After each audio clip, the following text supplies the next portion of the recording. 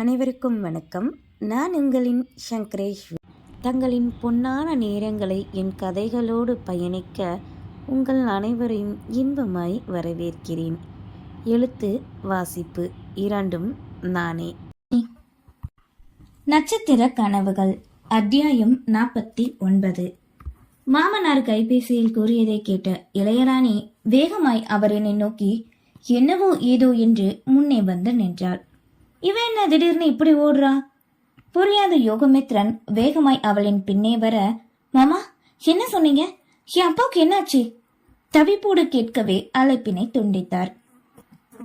சத்தம் கேட்டு வள்ளியம்மாள் வேலம்மாள் இருவரும் வெளியே வர, உன் அப்பனுக்கு ஹார்ட் அட்டாக்கா என்கவே. என்ன சொல்றீங்க? எப்படி? என்கிட்ட கேட்டா எனக்கு என்னம்மா தெரியும்? எங்களுக்கு கெடுதல் பண்ணால உன் அப்பன், அவனுக்கு இது தேவைதான். உயிர் பழைக்க வாய்ப்பே இல்லையா? போய் சேரட்டும். அவன் எல்லாம் இருக்கணும்னு யார் அழுதா இங்க? எகத்தாளமாக கூறிய நீலகண்டன் சோஃபாவில் அமரவே, ஏமாமா இப்படி பேசுறீங்க? அவரும் ஒரு மனுஷன் தானே, பிடிக்கலன்னா சரி, இப்படி பேசாதீங்க. அப்படி என்ன பாவம் பண்ணாரு என் அப்பா, சொல்லுங்க அழுகையோடு கேட்டாள். அங்கே வந்த வள்ளியம்மாளோ, என்னடி வாய் ரொம்ப நீளுது? என்னடா பொண்டாட்டிய பேச விட்டு வேடிக்கை பாக்குறியோ? உன் அப்பன்கிட்டயே எதிர்த்து கேள்வி கேக்குறா. எங்க இருந்துடி வந்தது உனக்கு இந்த திமிரு? அன்னைக்கே உன் அப்பா கூட போன்னு சொன்னதுக்கு இந்த வீடுதான் வேணும்னு அப்பன் உறவுதான் அத்துக்கிட்டு இப்ப என்னடி புதுசா நியாயம் கேக்குற? சிரிக்கும் அவளே. வரிந்து கட்டி கொண்டு வந்தார் வள்ளியம்மாள். அம்மா அதட்டலோடு அழைத்தான் யோகமித்ரன். என்னடா வக்காலத்து வாங்க வந்துட்டியோ? போய் இவ முந்தானையை பிடிச்சுக்கிட்டே தெரி. கூட பிறந்த தங்கச்சி வாழ்க்கை நாசமா போனது உனக்கு தெரியலையாடா? எதுக்குமா இப்படி பேசுற? உனக்கு என் பொண்டாட்டிய திட்ட உரிமை இருக்கு, இல்லன்னு நான் சொல்லல. ருத்ரா அவனா தானே இந்த இளையாவ காதலிச்சிருக்கா. அவன் ஒண்ணு காதலிக்கலன்னு சொல்லி ஏமாத்தலையே. நீங்களா வார்த்தைக்கு தானே பேசுனீங்க. தட்டு தாம்பலம் ஒண்ணு ஊரறிய மாத்தலையே. வார்த்தைக்கு வார்த்தை இவ வீட்டாளுங்கன்னு காரணம் சொன்னா எப்படி? கேட்க அடுத்த நொடி அவனின் கண்ணமோ தீயாய் எரிந்தது.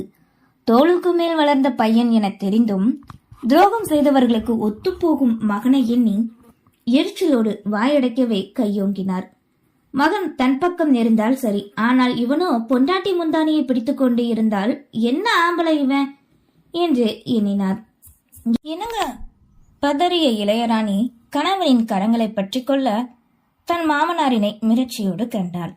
இதற்கு முன் வரை கடுமையான பேச்சோடு மட்டும் நடந்து கொள்பவர் இன்று கையோங்கி விடவே தனக்கு இது என்பது போலே நினைத்தாள். இங்க பாருடா, இதுக்கப்புறம் ஒரு வார்த்தை அந்த குடும்பத்தை பத்தி பேசினா பெத்த பையனை கூட பார்க்க மாட்டேன். தலகு முழுகி போய்கிட்டே இருப்பேன். உன்னை பெத்து இத்தனை வருஷம் வளர்த்த நாங்க அதை மறந்துடாதடா. இப்பவும் இந்த குடும்பத்துல இருந்து அந்த குடும்பத்துக்கு தகவலோ இல்ல ஆட்களோ போனதுன்னு வச்சுக்கோ, என்ன கொலகாரனா பார்க்க வேண்டியதா இருக்கும். என்ன மீறி ஏதாவது செய்யணும்னு நினைச்சீங்க, நீ தாராளமா இந்த வீட்டு போகலாம்டா. ஆனா அதுக்கு முன்னாடி போகணும்னா சொத்துக்கோ எனக்கோ சம்மந்தம் இல்லைன்னு சொல்லிட்டு போயிரு. நீ கத்தியவரோ பதில் அறியாது சென்றுவிட, என்னங்க? விழிகளில் கண்ணீரோடு இளையராணி கணவனை அழைக்க அறைக்குள் அழைத்து சென்றான். அனைத்தையும் பார்த்து கொண்டு பார்வையாளராக மட்டுமே இருந்த வேலம்மாள் பாட்டி தனக்காக ஒதுக்கப்பட்ட அறைக்கு சென்று இளந்திரையனிடம் கேட்டு விசாரித்தார். இங்கே அவனோ பாட்டியின் நண்பரை கண்டதுமே சற்று தள்ளி வந்து, நல்லா இருக்கீங்களா? நீங்க கவலைப்படாம இருங்க. உங்களுக்கு ஏன் சொன்னா பாட்டி?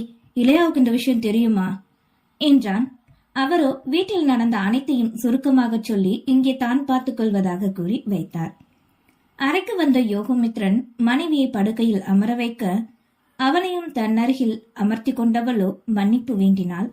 என்ன மன்னிச்சிருங்க, எனக்காக நீங்க பேச போய் தானே இப்படியெல்லாம். தன்னவனின் கன்னத்தினை வருடிவிட அவளின் கரங்களின் மீது தன் கரங்களை வைத்துக் கொண்டவனோ, இது ஒண்ணு பெருசல்ல, என் அப்பா முட்டாள்தனமா புரிஞ்சுக்கிட்டு இருக்காரு. நீ முதல்ல யாருக்காவது போன் பண்ணி மாமாவோட நிலைமை எப்படி இருக்குன்னு இப்ப கேளு என்கவே. தேவையில்ல, இன்னும் கொஞ்ச நேரத்துல பாட்டி வந்து சொல்லுவாங்க. நம்ம வரும்போது நான் பாத்துக்கிறேன்னு சொல்லிச்சு என்கிட்ட. எனக்கு நம்பிக்கை இருக்கு. என் அப்பாவுக்கு ஒன்னும் ஆகாது. ஏதாவதுன்னா என் மனசு அடிச்சுக்கிட்டே இருக்கும். ஆனா இப்ப அப்படி இல்லைங்க. அப்பாவுக்கு ஒன்னும் இல்ல. மாமா இப்போ பேசிட்டு போனதுதான் எனக்கு வருத்தமா இருக்கு. தயங்கவே, என் அப்பம் பண்ணது தப்புதான். ஆனா என்னால அவரை ஒதுக்க முடியாது. எனக்கு என் குடும்பம், நீ, நம்ம குழந்தை எல்லாமே ரொம்ப முக்கியம். என்னால இந்த வீட்டை விட்டு வெளியேறலாம் முடியாதுடி என கரங்களை அழுத்த பற்றி கொண்டு கூறினான் உங்களை இந்த குடும்பத்தை விட்டு நான் என்னைக்கும் பிரிக்க நினைக்க மாட்டேங்க. எனக்கு எப்பவும் உங்களோட சந்தோஷம்தான் முக்கியம். இங்க கதவு தட்டும் ஓசை கேட்டது. பாட்டி தான் நினைக்கிறேன், போய் தரங்க, என் அப்பாக்கு என்னன்னு கேட்போம் என்றதும் அவனும் சென்று திறக்க நினைத்தது போன்றே அவர்தான்.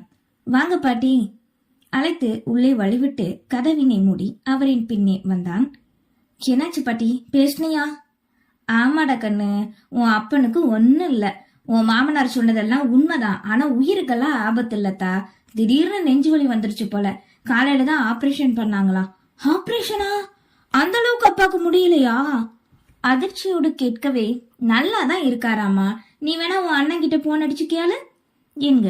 வேண்டாம் வேண்டாம், அப்பா கண்ணு விழிச்சதும் பேசுறேன். இப்பவே பேசினா வெளியில இருக்கிறவங்க சந்தேகப்படுவாங்க.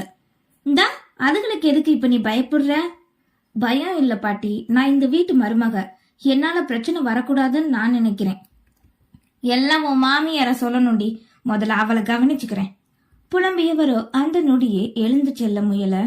என்ன பண்ண போற பாட்டி? உனக்கு கருவாட்டு குழம்பு வைக்க வேண்டாமா? அதுக்குத்தான் இன்னைக்கு உன் மாமியார் கையாலே மதிய சாப்பாடு வைக்கிறேன் பாரு உனக்கு கூறிவிட்டு உறுதியோடு அங்கிருந்து கிளம்பினார். யோகமித்ரனை கண்டவரோ, உன் அப்ப என்னடா இப்படி தோளுக்கு மேல வளர்த்த பிள்ளைய அடிச்சு போட்டானே, பெத்தவங்களையும் தனக்குன்னு உருவான குடும்பத்தை தக்க வச்சுக்கணும் எப்படி, அதை மட்டும் யோசி, வேற எதையும் நினைக்காதப்பா, யார் உறவையும் நினைக்காத. ருத்ராவினை மனதில் வைத்துக் கொண்டுதான் கூறினார். சரிங்க பாட்டி, நான் பாத்துக்கிறேன் என்றதும் அந்த அறையை விட்டு அவர் வெளியேறிவிட சிறிது நேரம் மனைவிக்கு ஆறுதல் கூறிவிட்டு அவனும் வெளியேறினான். இங்கே மருத்துவமனையில் மாலை நேரம் போல் ஒவ்வொருவரும் தனித்தனியாக அறைக்குள் சென்று பார்த்துவிட்டு வந்தனர். VIP அறைக்குள் ஆழ்ந்த நித்திரையில் இருந்தார் சங்கரமூர்த்தி. அறுவை சிகிச்சைக்கு பின் எடுத்த டெஸ்ட் ரிசல்ட் வந்துவிட அதனை பார்த்த பின் தன் தந்தையும் பரிசோதித்து பார்த்தான் தேவகிருஷ்ணன். பரிசோதனையின் முடிவில் கிடைத்தது வெற்றி. தந்தையின் உயிருக்கு இனி எந்தவித ஆபத்தும் இல்லை என்பதை அறிந்ததும் வீட்டார்கள் அனைவரிடமும் கூறினான். அவர்களுக்கு அதன் பின் தான் முழு உயிரே வந்தது போல் தமிழ்ச்செல்வியின் முகத்தில் பரவிய நிம்மதி ஏனோ ஆதிரனின் இதயத்தை குளிர்வித்தது. அவனுக்கென்று வேலைகள் அதிகம் இருக்க அங்கிருந்த பெரியவர்களிடம் சொல்லிக்கொண்டு கிளம்பிவிட்டான். கிளம்பும் நொடி தமிழ்ச்செல்வியின் மீது பார்வை செலுத்த அவன் பார்வையும் அவளிடம்தான். சட்டென தலையை சிலிப்பிக் கொண்டவளோ தந்தையின் அருகில் நுழைந்து கொண்டாள். மூச்சுக்கு சுவாச கருவி பொருந்தி இருக்க, அறுவை சிகிச்சை செய்த நெஞ்சு பகுதி கட்டுகளாக இருக்க அழகையோடு தன் வளர்ப்பாப்பாவினை கண்டாள். வளர்ப்பாப்பா என்று ஒரு நாளும் தமிழ்ச்செல்வியின் மனம் நினைத்ததில்லை. பெற்ற தந்தையாக நினைக்க அதேபோல் அவருமே அப்படித்தான் நினைத்து வந்தார். மற்ற பிள்ளைகள் அவரின் மீது வைத்த பாசத்தை விட இவள் வைத்த பாசம்தான் அளவுக்கு மீது அதிகம். யாழ்மதியும் அந்த நொடி உள்ளே வர சிறியவளான தமிழ்ச்செல்வி கலங்கி நிற்பதைக் கண்டு தன்னோடு அணைத்து ஆறுதல் கூறினாள். மாமாக்கு ஒண்ணு இல்ல, சரியா? ஏன் இன்னும் அப்பா கண்ணு விழிக்கல? உனக்கு தெரியும்ல மதி, எனக்கு இருக்கிற ஒரே ஒரு உறவு இவர் தானே. என்னை பெத்த அப்பா வேண்டான்னு சொல்லி கைவிட்டப்ப கூட இவர் தானே என்னை வளர்த்தாரு. வளர்த்தது மட்டுமல்லாம இந்த நாள் வர சொந்த மகளா தானே பாக்குறாரு. இவர் இல்லாம என்னால இருக்கவே முடியாது. எனக்கு இந்த அப்பா வேணும். மதி கண்ணை திறந்து பார்க்க சொல்லு. வேதனையோடு அழுது புலம்பவே ஆறுதல் படுத்தி தேற்றினாள். தந்தையிடமும் ஒரு வார்த்தை சொல்லி செல்லாமல் என நினைத்து திரும்ப ஆதிரனின் செவியில் அவளின் வார்த்தைகளும் மனக்காயங்களும் புரிந்தது. காண முடியாதவனாய் அப்படியே அந்த அறையை தாண்டி சென்று விட்டான். நேரங்களும் கடக்க அந்த இரவு பொழுது தேவாவும் விஷாலாட்சியும் மட்டுமே உடனிருக்க மற்ற அனைவரும் வீட்டுக்கு வந்தனர். சங்கரமூர்த்தி கண் திறந்து காணும் வரை யாருக்குமே உறக்கம் என்பதே இல்லை. அதித்தியோடு தந்தையோ சேர்ந்து தன் வீட்டிற்கு சென்றுவிட புதிதாக வாங்கிய பிளாட்டின் மற்ற நால்வர் மட்டுமே இருந்தனர். சிறு வயதிலிருந்தே தன் மாமாவான சங்கரமூர்த்தியின் செயல்கள் அனைத்தையுமே நினைத்து கூறி கூறி அப்படியே மதி துயில் கொண்டு விட்டாள். படுக்க வைத்தவனின் மனமோ பாரமேறி ஏதோ ஒரு நெருடல் சூழ்ந்து கொண்டது. இனி என்ன நடக்கப் போகிறது என்பதை விட ஏதோ நடக்கப் போகிறது என்றுதான் அவனின் மனம் அச்சுறுத்திக் கொண்டே இருந்தது.